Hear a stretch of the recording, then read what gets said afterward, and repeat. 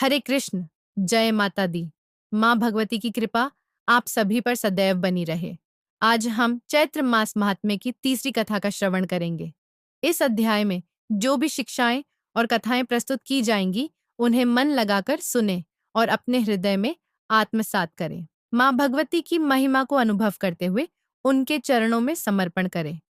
अपनी समस्त समस्याएं देवी माँ को अर्पित करें ताकि उनकी कृपा से हमें उचित मार्गदर्शन और शक्ति प्राप्त हो।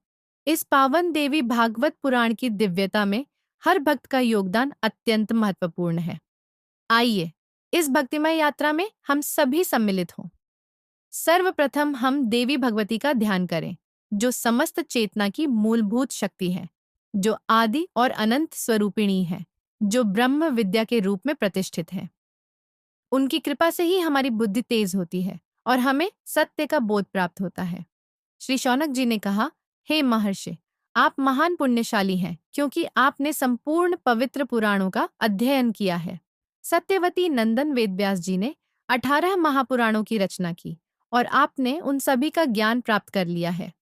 ये पुराण अद्भुत और दिव्य रहस्यों से परिपूर्ण है। आपके आगमन से हमारा पुण्य फलित हुआ है, जिससे हमें इस पावन कथा को सुनने का अवसर प्राप्त हुआ है। यह क्षेत्र जहां मुनिजन एकत्रित होकर कथा सुन रहे हैं, अत्यंत पवित्र और कलयुग के दोषों से मुक्त है। हे सुत जी, ये सभी मुनिगण कथा सुनने के लिए अत्यधिक उत्सुक हैं। कृपया हमें विस्तार से यह पावन कथा सुनाएं। यह कथा अमृत तुल्य है। जैसे इंद्रियों के लिए रसास्वादन आवश्यक है, वैसे ही मन को संतोष देने के लिए भगवत कथा सुनना अनिवार्य है। यदि कोई व्यक्ति इस कथा को नहीं सुनता, तो वह भाग्यहीन कहलाता है। जिस प्रकार एक सर्प के कान नहीं होते, फिर भी मधुर ध्वनि से वह मोहित हो जाता है, उसी प्रकार जो व्यक्ति भगवत कथा को नहीं सुनता, वह बहरा ही कहा जाएगा। हे सूत जी, इस कथा के माध्यम से हमें ज्ञान प्राप्त करना है। हमने अनेक पुराणों की कथा सुनी, किंतु फिर भी हमारी तृष्णा शांत नहीं हुई। जैसे देवता अमृत पान करने के बाद भी तृप्त नहीं होते। यह पुराण अपने आप में दिव्य रसों का भंडार है। यज्ञों के माध्यम से स्वर्ग की प्राप्ति होती है, किंतु स्वर्ग का भोग समाप्त होने के बाद जीव को पुनः संसार में जन्म लेना पड़ता है। इस चक्र से मुक्ति पाने के लिए केवल ज्ञान और भक्ति ही एकमात्र साधन है। सूत जी बोले, हे महर्षियों, यह श्रीमद् देवी भागवत महापुराण अत्यंत पवित्र, रहस्यमयी और वेदों के सार तत्व से परिपूर्ण है। आपकी जिज्ञासा के कारण मुझे इस कथा का विस्तार से वर्णन करने का अवसर प्राप्त हुआ है, जिससे मैं स्वयं को धन्य मानता हूँ। इस पुराण में समस्त वेदों, उपनिषदों और शास्त्रों का सार निहित है। यह ज्ञान योग, भक्ति योग और कर्म योग का अद्भुत संगम है। यह परम पवित्र और मुक्तिदायक पुराण है, जो ब्रह्मा, विष्णु और महेश तक द्वारा पूजनीय है। यह पुराण साक्षात भगवती जगदम्बा की महिमा का वर्णन करता है। श्रीमद् देवी भागवत वह ग्रंथ है जिसमें संसार को जन्म देने वाली आदि शक्ति का महत्व प्रतिपादित है। जब भगवान विष्णु योग निद्रा में थे और ब्रह्मा जी को उनके नाभि कमल से उत्पन्न किया गया, तब ब्रह्मा जी ने उन्हीं भगवती जगदम्बा का स्तवन किया था। भगवती न केवल सगुण है, अपितु निर्गुण रूप में भी व्याप्त हैं। वे ही संसार की रचना, पालन और संहार करने वाली शक्ति हैं। वेदों और उपनिषदों में उनकी महिमा का विस्तार से उल्लेख किया गया है। देवी भगवती स्वयं वेद स्वरूपा हैं और समस्त चराचर जगत उनकी शक्ति से ही संचालित होता है। श्रीमद् देवी भागवत पुराण अति पवित्र ग्रंथ है, जिसमें 18,000 श्लोकों का समावेश है। यह संस्कृत भाषा में रचित है और महर्षि वेदव्यास द्वारा संकलित किया गया है। यह महापुराण 12 स्कंधों में विभाजित है, जिसमें 318 अध्याय हैं। प्रथम स्कंध में 20, द्वितीय में 12, तृतीय में 20, चतुर्थ में 25, पंचम में 37 अध्याय हैं। 35, षष्ठ में 31, सप्तम में 40, अष्टम में 24, नवम में 50, दशम में 13, एकादश में 24 और द्वादश स्कंद में 14 अध्याय हैं। इस पुराण के श्रवण से समस्त दुखों का नाश होता है। यह भक्तों की समस्त मनोकामनाओं को पूर्ण करता है और मोक्ष का मार्ग प्रशस्त करता है। वेदों का सार होने के कारण इसे मुक्तिकामी भक्तों के लिए सर्वोत्तम ग्रंथ माना गया है। हे मुनिवरों, देवी भागवत पुराण में भगवती की अनंत लीलाओं और महिमा का वर्णन किया गया है। यह पुराण सभी पवित्र ग्रंथों में श्रेष्ठ है। इस पुराण की रचना पूर्ण करने के उपरांत व्यास जी ने सर्वप्रथम अपने तपस्वी अयोनिज और वैराग्यशील पुत्र महाभाग्य सुखदेव जी को ही इसका अधिकारी समझकर उन्हें इसका उपदेश दिया। हे मुनियों, मैं वहीं उपस्थित था जब वेद व्यास जी इस दिव्य ज्ञान का उपदेश कर रहे थे। उनके मुखारविंद से निकली सत्य बातें मैंने भी सावधानी पूर्वक सुनी। गुरुदेव की कृपा से यह अत्यंत गोपनीय पुराण प्रकट हुआ। व्यास नंदन सुखदेव जी की बुद्धि अद्वितीय थी। वे जिज्ञासु थे और जब वे कोई प्रश्न करते तो वेद व्यास जी उन्हें पूर्ण विस्तार से उत्तर प्रदान करते थे। इस प्रकार इस पुराण की अप्रतिम महिमा से मैं भी परिचित हो गया। हे मुनिवरों, श्रीमद् देवी भागवत पुराण स्वर्गीय कल्पवृक्ष का पका हुआ फल है। इस संसार रूपी विशाल समुद्र को पार करने की आकांक्षा रखने वाले महान योगी सुखदेव जी इस फल का स्वाद चखने वाले परम ज्ञानी थे। उन्होंने इस कथा रूपी अमृत को अपने कानों से पिया और इसके रस में पूर्ण रूप से तृप्त हो गए। जगत में ऐसा कौन सौभाग्यशाली होगा जो इस दिव्य कथा को सुनकर पवित्र न हो जाए और कलयुग के भय से मुक्त न हो जाए। जो पापी व्यक्ति वेद विहित धर्मों से विमुख है और अपने आचरण से पतित हो चुका है, यदि उसे भी किसी प्रकार इस महापुराण को सुनने का अवसर प्राप्त हो जाए तो वह संसार के समस्त भोगों का अनुभव करने के पश्चात अंततः भगवती जगदम्बा के नित्य धाम को प्राप्त कर सकता है, जहाँ केवल सिद्ध योगी ही पहुंच पाते हैं। जो संतजनों की परम आराध्य है, ध्यान में प्रकट होने वाली भगवती विद्या वे उस सौभाग्यशाली पुरुष के हृदय में निवास कर लेती हैं जो निरंतर इस देवी भागवत पुराण की कथा को श्रवण करता है। संसार रूपी कठिन समुद्र को पार करने हेतु यह दिव्य मानव शरीर एक सशक्त नौका के समान है। जिसे यह दुर्लभ शरीर प्राप्त हो और उसे एक उत्तम कथावाचक भी मिल जाए, फिर भी यदि वह इस पुराण का श्रवण न करे तो उसका जीवन व्यर्थ ही चला जाता है। ऐसा व्यक्ति अत्यंत दुर्भाग्यशाली होता है। जिस पुरुष को यह बुद्धि श्रवणेंद्रियां प्राप्त हैं, फिर भी जो इस पुण्यदायी भागवत कथा को न सुनकर केवल अन्य व्यर्थ विषयों में लिप्त रहता है, वह मूर्ख जीवन व्यर्थ गंवा रहा है। तब अर्षियों ने जिज्ञासावश पूछा, हे महाभाग सूत जी, कृपा करके हमें बताइए वेद व्यास जी की कौन सी पत्नी के गर्भ से सुखदेव जी उत्पन्न हुए? उनके प्राकट्य की प्रक्रिया क्या थी और वे किन अद्भुत गुणों से संपन्न थे कि उन्होंने समस्त शास्त्रों का पूर्ण अध्ययन कर लिया? आपने बताया कि सुखदेव जी अयुनिज थे और अरणी से प्रकट हुए थे। यह सुनकर हमें अत्यधिक आश्चर्य हो रहा है। कृपया इसका संपूर्ण वर्णन विस्तार पूर्वक करें। तब सूत जी ने कहा, प्राचीन काल की बात है। सत्यवती नंदन वेदव्यास जी सरस्वती नदी के तट पर स्थित अपने आश्रम में निवास कर रहे थे। वहां उन्होंने दो गौरैया पक्षियों का जोड़ा देखा जो अपने घोंसले में अपने नवजात शिशु की देखभाल कर रहे थे। उनके छोटे से शिशु के अंग अत्यंत सुंदर थे, लेकिन अभी तक पंख नहीं आए थे। दोनों पक्षी अपने बच्चे को आहार देने में संलग्न थे। वे बार बार दाने लाकर उसके मुख में डाल रहे थे। वे आनंदपूर्वक अपने बच्चे की देखभाल कर रहे थे, उसे अपने पंखों से सहला रहे थे और प्रेम पूर्वक उसके मुख को चूम रहे थे। इस दृश्य को देखकर व्यास जी अचंभित हो गए और मन में विचार करने लगे कि जब पक्षी तक अपनी संतानों के प्रति इतना प्रेम प्रकट करते हैं, तो मनुष्यों का अपनी संतान के प्रति स्नेह स्वाभाविक ही है। मनुष्य तो अपनी संतानों से सेवा पाने की आशा भी रखते हैं, इसलिए उनका मोह तो और अधिक स्वाभाविक हो जाता है। इस प्रकार विचार करते हुए सत्यवती नंदन व्यास जी गंभीर चिंतन में डूब गए। वे अत्यधिक उदास हो गए और अपने हृदय में यह निश्चय कर लिया कि उन्हें भी एक योग्य संतान की प्राप्ति करनी चाहिए। इसके पश्चात वे मंदराचल पर्वत के समीप चले गए और वहां गहन तपस्या में लीन हो गए। वे सोचने लगे कि ऐसा कौन सा देवता है जो उनके मनोरथ को पूर्ण कर सकता है। किस देवता की उपासना करने से उन्हें इच्छित फल प्राप्त होगा? क्या उन्हें भगवान विष्णु की आराधना करनी चाहिए या भगवान शिव की? क्या वे देवराज इंद्र, ब्रह्मा, सूर्य, गणेश, कार्तिकेय, अग्नि या वरुण का स्मरण करें? इस प्रकार वे अनेक विचारों में उलझे हुए थे कि तभी आकाश मार्ग से देवर्षि नारद हाथ में वीणा लिए हुए वहां पधारे। व्यास जी ने जब नारद मुनि को देखा तो उनके हृदय में हर्ष का संचार हुआ। उन्होंने उनका विधिपूर्वक स्वागत किया, पाद्य और अर्घ्य अर्पित किया तथा उनकी कुशल क्षेम पूछी। व्यास जी की विनम्रता को देखकर देवर्षि नारद जी मुस्कुराए और बोले, हे द्वैपायन, तुम अत्यंत चिंतित और व्याकुल प्रतीत हो रहे हो। कृपया बताओ कि तुम्हारी चिंता का कारण क्या है। तब व्यास जी ने उत्तर दिया, हे देवर्षि, यह सत्य है कि पुत्रहीन व्यक्ति न तो लोक में सम्मान प्राप्त करता है, न ही मृत्यु के पश्चात उत्तम गति प्राप्त करता है। मानसिक शांति भी उसे प्राप्त नहीं होती। यही विचार मुझे निरंतर व्याकुल कर रहा है। मैं यह सोचकर चिंतित हूँ कि किस देवता की शरण लूं, जो मुझे पुत्र की प्राप्ति का वरदान दे सके। सूत जी कहते हैं। व्यास जी के इस प्रश्न को सुनकर नारद जी प्रेम पूर्वक बोले, हे महाभाग्य व्यास जी, यह प्रश्न तुमने जो मुझसे किया है, ठीक यही प्रश्न मेरे पिता ब्रह्मा जी ने स्वयं भगवान श्रीहरि से किया था। भगवान विष्णु समस्त देवताओं के अधिपति, अखिल ब्रह्मांड के नियंता और त्रिकालदर्शी हैं। वे सभी जीवों के एकमात्र स्वामी हैं।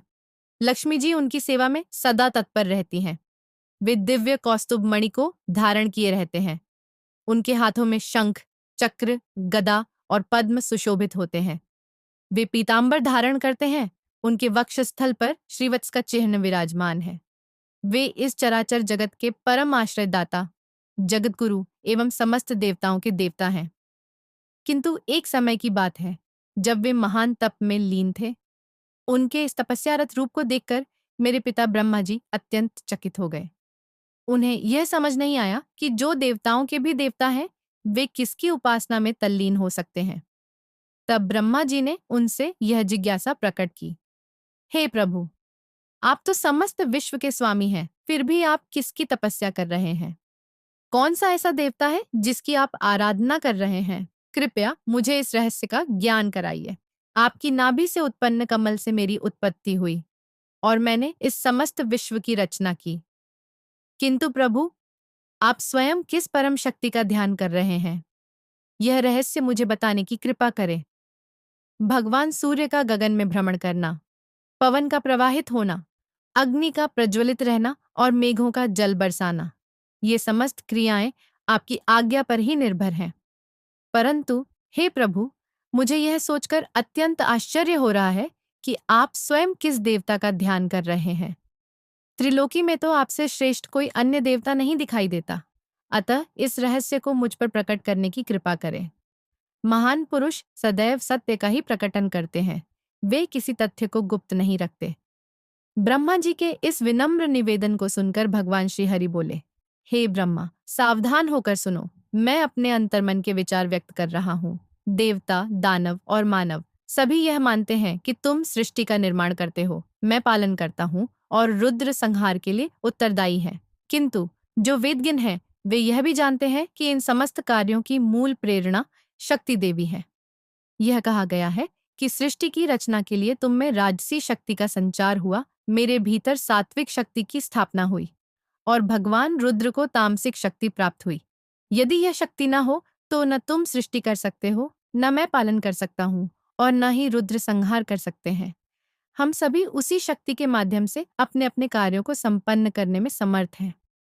प्रत्यक्ष और परोक्ष रूप से मैं इस तथ्य को तुम्हारे समक्ष स्पष्ट करूंगा। जब इस सृष्टि में सर्वत्र केवल जल ही व्याप्त था, उस समय भी मैं उन्हीं भगवती की इच्छा से पुरुष रूप धारण करके स्थित हुआ। प्रत्येक युग में मुझे कच्छप, वराह, नरसिंह और वामन के रूप में अवतरित होना पड़ता है। ब्रह्मा जी, बहुत समय पूर्व की बात है, जब एक बार मेरे धनुष की प्रत्यंचा टूट गई और उसके प्रबल झटके से मेरा मस्तक धड़ से अलग हो गया। तब तुमने ही अपने दिव्य शिल्प कौशल से मेरे धड़ पर घोड़े का सिर स्थापित किया। तभी से लोग मुझे हयग्रीव कहने लगे। इस समस्त संसार की संरचना के कर्ता तुम ही हो, परंतु तुम्हें यह ज्ञात होना चाहिए कि मैं भी शक्ति के अधीन रहकर ही सभी कार्य करता हूँ और उन्हीं भगवती का ध्यान करता हूँ। ब्रह्मा जी, मेरे ज्ञान में उन भगवती शक्ति से बढ़कर कोई अन्य देवता नहीं है। नारद जी कहते हैं, भगवान विष्णु स्वयं इस गूढ़ रहस्य के प्रवक्ता थे और श्रोता ब्रह्मा जी। फिर तो पितामह ने भी यही उपदेश मुझे सुनाया। अतः हे व्यास जी, यदि आप भी अपने मनोरथ की सिद्धि चाहते हैं तो उन्हीं भगवती के चरण कमलों को अपने हृदय में धारण करें। वे आपकी सभी इच्छाओं की पूर्ति करेंगी। सूत जी बोले, इस प्रकार नारद जी के उपदेश को सुनकर सत्यवती नंदन व्यास जी भगवती देवी के चरण कमलों का स्मरण करते हुए घोर तपस्या हेतु पर्वत की ओर चले गए। तब ऋषियों ने पूछा, हे सूत जी, आपने अद्भुत रहस्य उद्घाटित किया है। जो भगवान विष्णु स्वयं देवताओं के स्वामी हैं, वे भी किसी कारणवश अपने मस्तक से वंचित हो गए। फिर उस धड़ पर घोड़े का सिर स्थापित किया गया और वे हैग्रीव के रूप में प्रसिद्ध हुए। वेद जिनकी स्तुति करते हैं, समस्त देवता जिनका आश्रय लेते हैं और जो संपूर्ण कारणों के भी कारण हैं, उन भगवान श्री हरि को भी ऐसी लीला करनी पड़ी। यह तो अत्यंत विस्मयकारी घटना है। कृपया इस प्रसंग को विस्तार से हमें सुनाइए। सूत जी बोले, हे मुनियों, भगवान विष्णु परम तेजस्वी और देवताओं के भी ईश्वर हैं। उनकी लीला अत्यंत रहस्यमयी और अद्भुत है। आप सभी सावधान होकर इस कथा को श्रवण करें। एक बार भगवान श्री हरि को 1,00,000 वर्षों तक घोर युद्ध करना पड़ा। इतना दीर्घ युद्ध करने के पश्चात वे अत्यंत थक गए और अपनी थकान मिटाने के लिए वे पुण्य प्रदेश वैकुंठ लोक में लौट आए।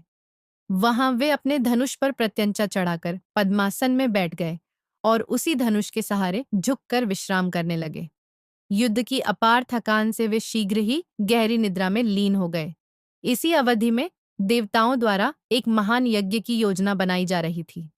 देवराज इंद्र, ब्रह्मा जी और भगवान शंकर सहित सभी प्रमुख देवता इस यज्ञ के संपादन हेतु भगवान विष्णु से मिलने वैकुंठ पहुंचे।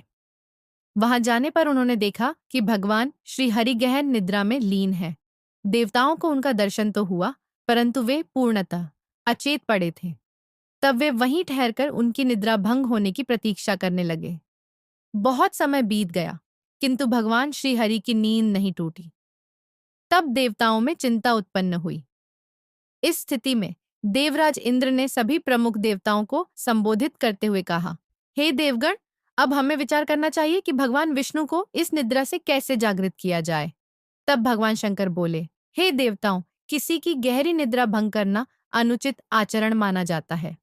यदि कोई व्यक्ति गहरी नींद में सो रहा हो, तो उसे व्यर्थ में जगाना महान दोष उत्पन्न करता है।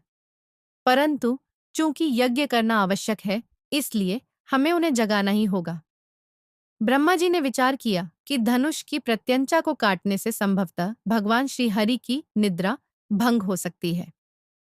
उन्होंने बम्बरी नामक एक छोटे कीड़े की सृष्टि की और उसे आदेश दिया कि वह धनुष की प्रत्यंचा को काट दे। किंतु बम्बरी कीड़े ने निवेदन किया, हे प्रभु लक्ष्मीकांत, भगवान नारायण स्वयं देवताओं के भी आराध्य हैं। भला मैं उनकी निद्रा भंग करने का दुस्साहस कैसे कर सकता हूँ? इस धनुष की डोरी को काटने से मेरा कोई हित नहीं है और यह घृणित कार्य मुझसे क्यों करवाया जा रहा है? प्रत्येक प्राणी स्वार्थवश ही कोई कर्म करता है, परंतु यदि इसमें मुझे कोई लाभ हो तो मैं इस कार्य को करने के लिए तत्पर हो सकता हूँ। तब ब्रह्मा जी ने बमरी से कहा, हे बमरी, यदि तुम यह कार्य कर दोगे तो यज्ञों में तुम्हें भाग प्रदान किया जाएगा। यह तुम्हारे लिए अत्यंत लाभप्रद होगा। अतः तुम शीघ्रता से इस धनुष की डोरी को काटकर भगवान श्री हरि की निद्रा भंग कर दो। देखो, यज्ञ में जो हविष्य गिरता है, उसका एक अंश तुम्हें भी प्राप्त होगा। यह बात तुम्हारे लिए निश्चित मान लो। अब हमारा कार्य शीघ्र ही पूर्ण होना चाहिए। सूत जी कहते हैं कि ब्रह्मा जी के आदेश पर उसी क्षण मम्बरी ने उस प्रत्यंचा को काट दिया जो भूमि पर पड़ी थी। धनुष तुरंत ही बंधन मुक्त हो गया। प्रत्यंचा कटते ही दूसरी ओर की डोरी भी शिथिल पड़ गई और उसी समय अत्यंत भीषण गर्जना हुई, जिससे समस्त देवगण भयभीत हो उठे। चारों दिशाओं में गहरा अंधकार व्याप्त हो गया, यहाँ तक कि सूर्य की किरणें भी मंद पड़ गईं। देवताओं ने घबराकर सोचा कि इस विकट स्थिति में न जाने अब क्या होने वाला है। समस्त देवगण और आशीगण इस भयावह घटना को देख आशंकित हो उठे। तभी अज्ञात कारणवश भगवान विष्णु का मस्तक उनके कुंडल और मुकुट सहित कहीं उड़ गया। जब कुछ समय पश्चात अंधकार समाप्त हुआ तो भगवान शंकर और ब्रह्मा जी ने देखा कि श्री हरि का दिव्य स्वरूप अब बिना मस्तक के पड़ा हुआ था। यह दृश्य देखकर सभी देवता आश्चर्यचकित रह गए। श्री विष्णु के मस्तक विहीन शरीर को देखकर देवताओं की चिंता गहराने लगी और वे अत्यंत व्याकुल हो उठे। उनकी आंखें अश्रुपूर्ण हो गईं और वे विलाप करने लगे। देवताओं ने दुखपूर्वक कहा, हे नाथ, आप समस्त देवताओं के आराध्य और सनातन परमेश्वर हैं, फिर भी यह विचित्र घटना कैसे घटित हो गई? ब्रह्मा जी बोले, काल चक्र का विधान अटल है, जो होना है वह होकर ही रहेगा। यह असाधारण घटना है, जैसे अतीत में काल की प्रेरणा से भगवान शंकर ने मेरा मस्तक काट दिया था, वैसे ही आज भगवान विष्णु का भी मस्तक उनके धड़ से अलग होकर समुद्र में समा गया है। जैसे देवराज इंद्र को उनके 1000 नेत्रों के कारण स्वर्ग से गिरकर मानसरोवर में कमल पर आश्रय लेना पड़ा था, वैसे ही यह घटना भी काल चक्र का परिणाम है। इसलिए शोक मत करो, बल्कि सनातन विद्या स्वरूपिणी महामाया का स्मरण करो। वे ही इस जगत का पालन करती हैं और वही हमारी समस्या का समाधान कर सकती हैं। ब्रह्मा जी ने वेदों को आदेश दिया, हे वेद स्वरूपिणी भगवती, आप ही ब्रह्म विद्या स्वरूपा जगदम्बिका हैं।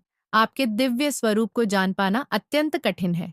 आप कर्मों को सिद्ध करने वाली हैं, इसलिए अब सभी आपके चरणों में स्तुति करें।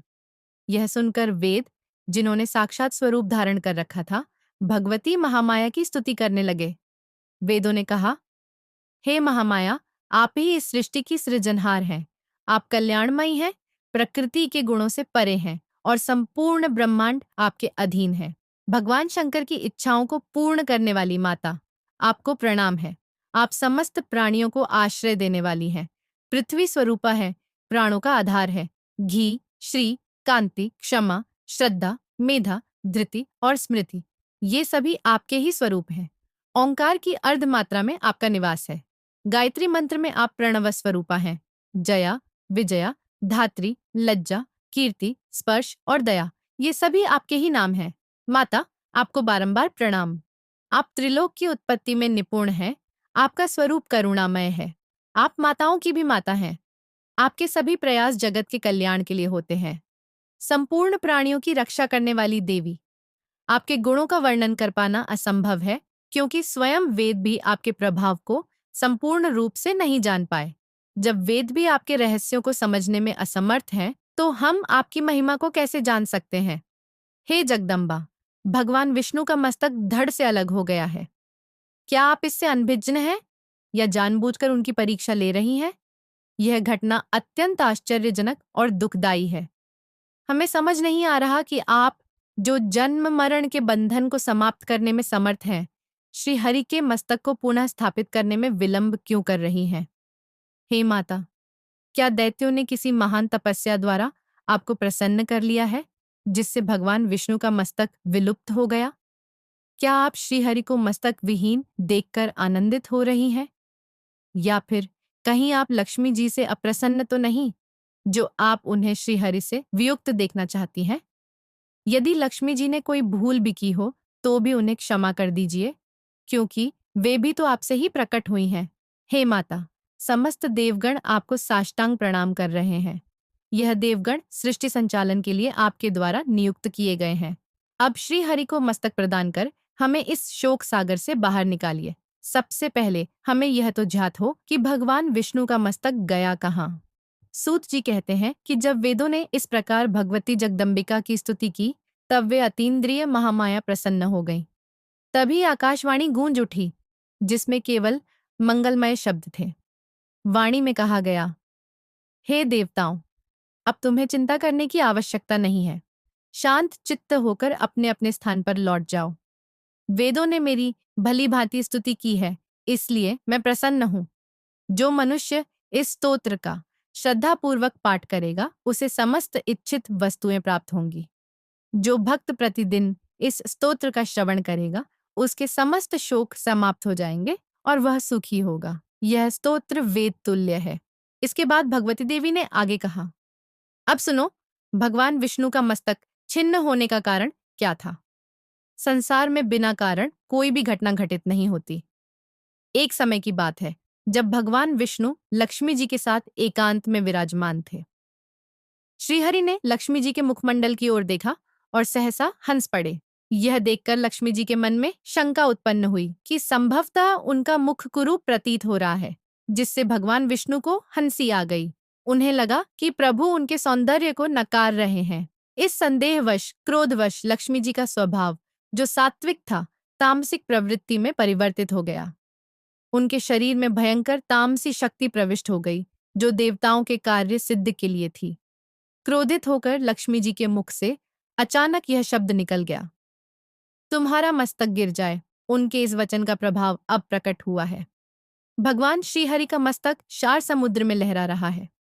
लेकिन इसके पीछे एक और महत्वपूर्ण कारण है।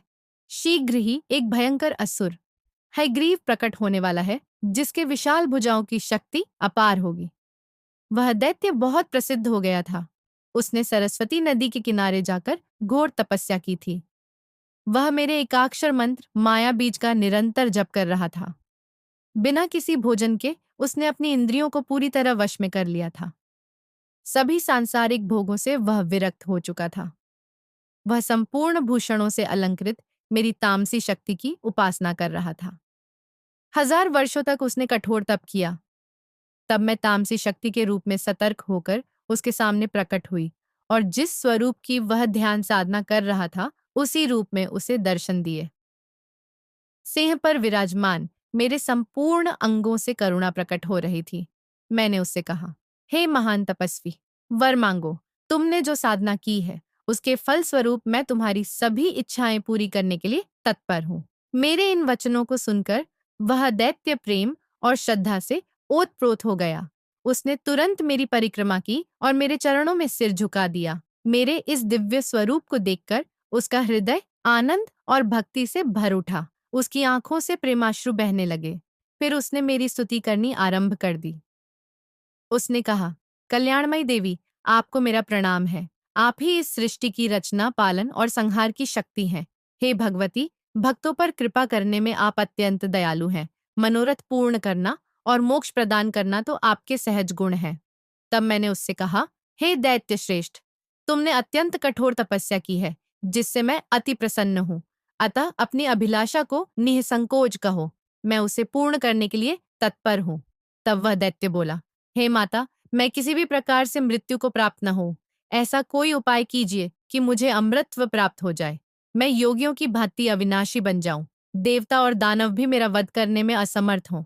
मैंने उत्तर दिया, हे दैत्यराज, जो जन्मा है उसकी मृत्यु निश्चित होती है। यह ब्रह्मांड का सनातन नियम है। इस सृष्टि में यह मर्यादा व्यर्थ नहीं हो सकती। मृत्यु के विषय में यह सत्य अटल है, इसलिए विचार करके ऐसा वर मांगो जो संभव हो।